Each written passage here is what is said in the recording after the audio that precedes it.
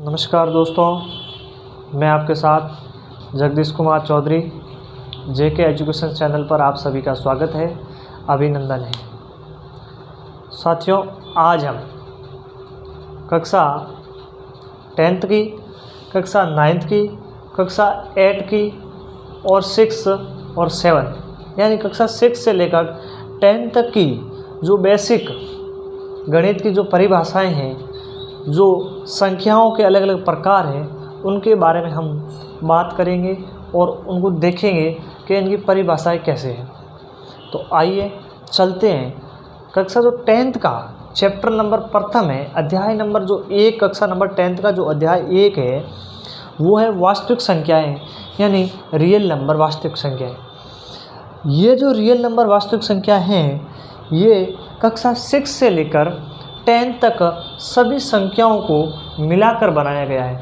यानी ऐसे कह सकते हैं कि कक्षा 6 के अंदर हम प्राकृतिक संख्या पढ़ते हैं, उसके बाद में हम अगली क्लास के अंदर पूर्ण संख्या पढ़ते हैं, फिर 8 क्लास में पूर्णांक पढ़ते हैं, 9th क्लास में हम परिमेय अपरिमेय पढ़ते हैं और 10th क्लास के अंदर इन सभी संख्याओं को मिलाकर हम एक तैयार कर लेते हैं वास्तविक संख्या, और वास्तविक संख्या की परिभाषाएं पढ़ते हैं, उन पे आधारित कुछ परिमेय हैं उनको पढ़ते हैं। तो आइए सबसे पहले ये देखते हैं कि जो संख्या की सबसे छोटी से छोटी इकाई है, वो इकाई कौन सी है। वो इकाई है प्राकृतिक संख्या। प्राकृतिक संख्या यानी सबसे छोटी से छोटी संख्या, यानी जिससे हम किसी भी वस्तु की गणना शुरू करते हैं, यानी गिनती जहाँ से शुरू होती है, यानी जिनके द्वारा हम किसी भी वस्तुओं की या किसी भी इंसान की गिनती करते हैं, वही क्या है, प्राकृतिक संख्या। यानी गिनती कहाँ से शुरू होती है, गिनती हमेशा 1 से शुरू होती है। तो 1 से लेकर अनंत तक की, 1 से लेकर 1 2 3 4 अनंत तक की जितनी भी संख्या है, वो सारी की सारी किस में आती है, प्राकृतिक संख्या में आती है। यानी 1 से लेकर अनंत तक की सारी संख्या प्राकृतिक संख्या है, नेचुरल नंबर है। तो इसके बाद में अगली आती है, वो आती है पूर्ण संख्या। इसके अंदर शून्य नहीं है। एक बात ध्यान रखना है कि इसके अंदर शून्य है, यानी 0 इसमें नहीं है। यानी प्राकृतिक संख्या से हमें जो प्रकृति से संख्या प्राप्त है, जो हमारी प्रकृति की देन है, उनमें हमें शून्य प्राप्त नहीं है। शून्य की खोज बाद में की गई थी। उस समय हमारे पास केवल से केवल 1 से लेकर 1 2 3 4 ऐसे कहाँ तक थी, अनंत तक संख्याएँ थी। यानी 1 से अनंत तक सारी संख्याएँ उस समय हमारे पास मौजूद थी, उसमें शून्य मौजूद नहीं था। अब उसके बाद में अगली संख्या आती है, वो आती है पूर्ण संख्या। कौन सी, पूर्ण संख्या। यानी पूर्ण संख्या और प्राकृतिक संख्या में सिर्फ एक ही अंतर है, वो है कि प्राकृतिक संख्या के अंदर शून्य यानी 0 को सम्मिलित नहीं किया गया है, और इसमें क्या कर दिया है, 0 को सम्मिलित कर दिया है। यानी हम इसकी ये परिभाषा कह सकते हैं कि 0 से लेकर अनंत तक चलने वाली सभी संख्याओं को क्या कहते हैं, पूर्ण संख्या कहते हैं। यानी 0 1 2 3 4 अनंत तक की सारी संख्या कैसी संख्या है, पूर्ण संख्या है। यानी पूर्ण संख्या को हम क्या प्राकृतिक संख्या कह सकते हैं? जी हाँ सर, हम पूर्ण संख्या को तो क्या कह सकते हैं, प्राकृतिक। ये प्राकृतिक तो है सारी की सारी, लेकिन प्राकृतिक संख्या को हम पूर्ण संख्या नहीं कह सकते। आइए आगे चलते, इसकी अगली कड़ी के अंदर वो है पूर्णांक संख्या। कौन सी संख्या, पूर्णांक संख्या। अब क्या किया है, देखो दोस्तों, अभी तक तो हमने क्या पढ़ी, सारी की सारी धनात्मक संख्या पढ़ी, यानी सारी प्लस में। पहले देखो 1 2 3 सारी की सारी प्लस में, कहीं माइनस नहीं है। फिर उसके बाद में पूर्ण के अंदर केवल हमने किसको ऐड किया है, शून्य को जोड़ा है, यानी 0 को जोड़ लिया, तो वो पूर्ण संख्या बन गई। इसके बाद अब क्या कर दिया गया, 0 तो जुड़ा हुआ है ही, लेकिन 0 के साथ हमने माइनस ऋणात्मकता को भी जोड़ दिया, यानी ऋणात्मक प्लस धनात्मक, इन दोनों को क्या कर दिया है, जोड़ दिया। तो ये कौन सी संख्या ही बन गई, पूर्णांक संख्या ही बन गई। यानी ऋणात्मक और धनात्मक, यानी माइनस इन्फिनिटी तक यानी अनंत तक, और प्लस अनंत तक की सारी संख्या किस में आ जाएगी, सारी की सारी संख्याएं पूर्णांक संख्या के अंदर आ जाएगी। यहाँ तक ये सारा का सारा यहाँ से यहाँ तक का जो सिलेबस है वो कक्षा 6 से लेकर 8 तक का बेसिक, यानी हम यहाँ 8 तक पढ़ते हैं, यानी 6 क्लास में हम प्राकृत संख्या पढ़ते हैं, फिर हम उनके गुणधर्म पढ़ते हैं, उनकी विशेषताएं पढ़ते हैं, फिर इसके बाद में पूर्ण संख्या पढ़ते हैं, उनके गुणधर्म पढ़ते हैं, उनकी विशेषताएं पढ़ते हैं। 8 क्लास में पूर्णांक की पढ़ते हैं, यानी इनकी विशेषताएं क्या होती है, यानी कि प्राकृत संख्या में 1 जोड़ दिया जाए, 1 घटा दिया जाए तो हमें क्या प्राप्त हो जाता है, अगली संख्या प्राकृत संख्या प्राप्त हो जाती है। ऐसे ही इनकी गुणधर्म और विशेषताएँ हैं। तो अब इससे अगली संख्या है वो है परिमेय संख्याएँ। ये कौन सी क्लास में है, ये 9th क्लास की है। जो प्रथम से प्रथम चैप्टर 9th क्लास का है वो है परिमेय संख्याएं। अब परिमेय संख्याओं से पहले कुछ 1-2 संख्याएं ऐसी है जो हमने कहने का मतलब ये छोटी क्लास के अंदर पढ़ी थी, यानी छोटी क्लास कौन सी, 5 क्लास 4 क्लास, वहाँ पर हमने कुछ शब्द पढ़े थे, वो पढ़े थे सम संख्या, उसके बाद हमने पढ़ा था विषम संख्याएं, एक और पढ़ा था भाज्य संख्या और अभाज्य संख्या।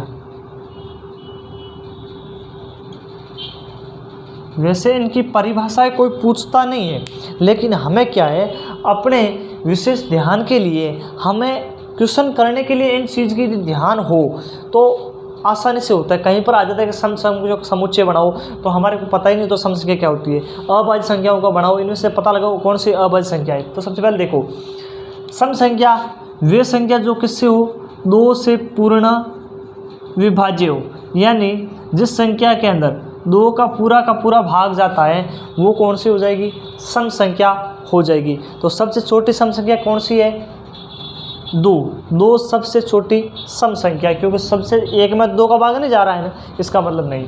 और पीछे कौन बच गई, विषम, यानी जिसके अंदर 2 का पूरा भाग नहीं जा रहा है वो कौन सी हो जाएगी, विषम, यानी 1 से लेकर 1 है, 3 है, 5 है, 7 है, ये सारी किस्में आ गई विषम में। इसके बाद में अगला आती है, वो आती है भाज्य संख्या। भाज्य संख्या परिभाषा, भाज्य संख्या की परिभाषा, इस संख्या को देखो ऐसे मत करना कि भाज्य संख्या जिसके अंदर 2 का भाग होता है, नहीं, ऐसी कई संख्या जिनके अंदर 2 के अलावा होता है। यानी भाज्य संख्या वो संख्या जिसमें एक को, किसको, एक तो सभी का गुणनफल होता है ना भाई, एक तो कोई भी संख्या निकाल लो, उस एक तो सभी का गुणनफल होता है, तो एक को छोड़ दो, एक के अलावा किसी अन्य संख्या, यानी एक तो एक खुद और एक स्वयं का भी भाग स्वयं में जाता है, 3 है 3 में 3 का भाग जाएगा, 5 है तो 5 में 5 का भाग जाता है, 9 है तो 9 में 9 का भाग जाता है। तो एक और स्वयं को छोड़कर अन्य किसी भी संख्या का यदि भाग जाता है तो वो कौन सी हो जाएगी, भाज्य संख्या हो जाएगी। फॉर एग्जाम्पल हमने क्या ले लिया, 4 ले लिया।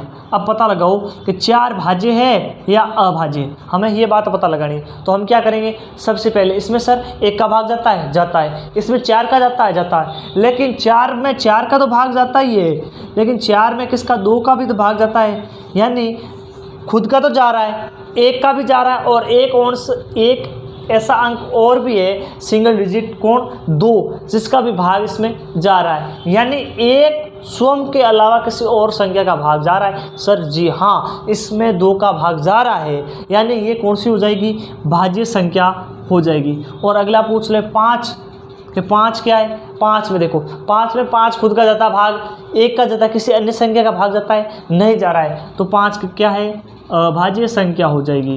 तो 5 कैसी हो जाएगी, अभाज्य। फिर देखते हैं हम 6 के अंदर 3 का भी जाता है, 2 का भी जाता है, 6 खुद का भी जाता है, 1 का जाता है, तो वो भाज्य हो गई। फिर देखते हैं 7 अभाज्य संख्या है, 7 में 1 और 7 के अलावा किसी का नहीं जा रहा है, इसका मतलब क्या हो गई, अभाज्य। तो ये बाकी वाले अभाज्य। अब क्वेश्चन एक यहाँ से बनता है कि सबसे छोटी से छोटी भाज्य संख्या कौन सी है, तो सबसे छोटी भाज्य संख्या है वो है 4 क्या है, सबसे छोटी से छोटी भाज्य संख्या है, यानी 4 से छोटी कौन सी आती है, 3 भाज्य नहीं है, 2 भी भाज्य नहीं है, क्योंकि 2 में 2 के अलावा और 1 के अलावा किसका नहीं भाग जा रहा है, और 1, इसीलिए सबसे छोटी से छोटी भाज्य संख्या है वो कौन सी हो जाएगी, 4, और सबसे छोटी अभाज्य संख्या 1 हो जाएगा। क्या हो जाएगा, 1 हो जाएगा।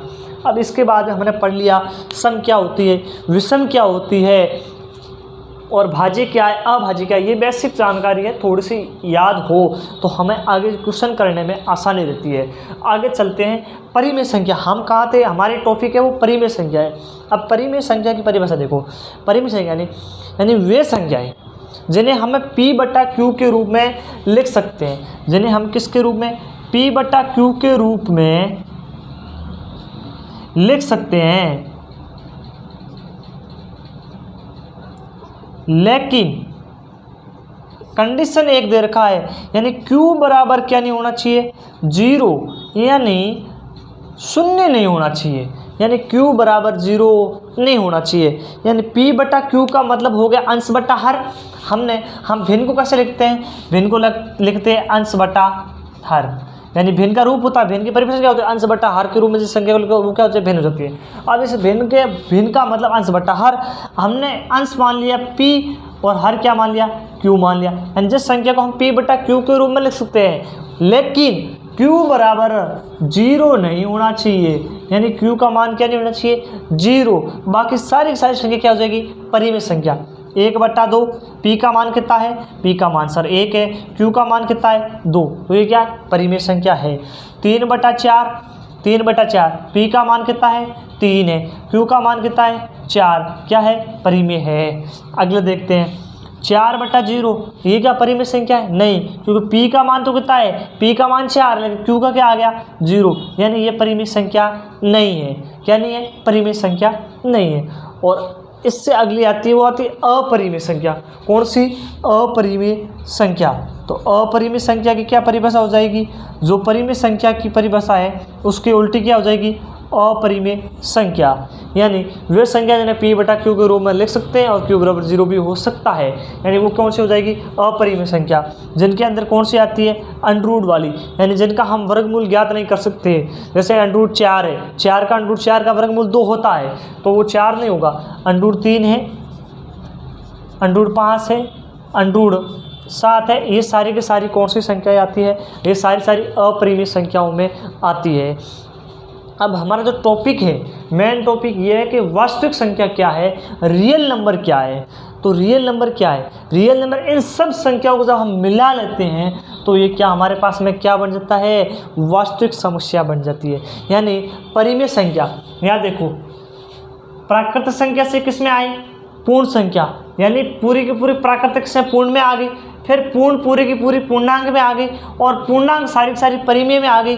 अब हम इसको क्या लिख सकते हैं, हानि इस वास्तविक संख्या की परिभाषा क्या कह सकते हैं, यानी परिमेय संख्या और अपरिमेय संख्या। यानी परिमेय संख्या भी होगी, उसमें अपरिमेय संख्याओं का जो सम्मिलित रूप से दोनों का जो रूप होगा वही क्या होगी, वास्तविक संख्या होगी।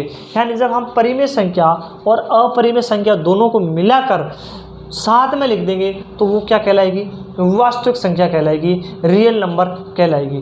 तो वास्तविक संख्या, ये सारी की सारी संख्या मिलाकर क्या बन रही है, वास्तविक संख्या मिल रही है। तो हमारा जो टॉपिक था, जो वास्तविक संख्या, वो हमें प्राप्त हो गया। अब 10th क्लास के सिलेबस में, यानी 10वीं के चैप्टर नंबर 1 में क्या है, 10वीं के चैप्टर नंबर 1 में, यानी कोई नहीं पूछता है कि आप वास्तविक संख्या की परिभाषा बताओ, वास्तविक संख्या कौन कौन सी है, कुछ नहीं है, लेकिन वहाँ पर हमारे को क्या दे रखा है, युगलिड विभाजन परिमेय दे रखा है, अंक गणित का एक परिमेय दे रखा है। तो उनके लिए हमें ये सारी की सारी परिभाषाएं याद होनी चाहिए। कुछ क्वेश्चन ऐसे हैं जिनको इसके रूप में सिद्ध करो कि P1 Q1 और Q1 + 2 इस रूप में होता है। इसके लिए हमें क्या होना चाहिए, ये सारी की सारी परिभाषाएं याद होनी चाहिए। यानी 10th क्लास के चैप्टर नंबर 1 का जो बेसिक था वो हमने आज की क्लास में पढ़ लिया है। Next class next day. Thank you very much.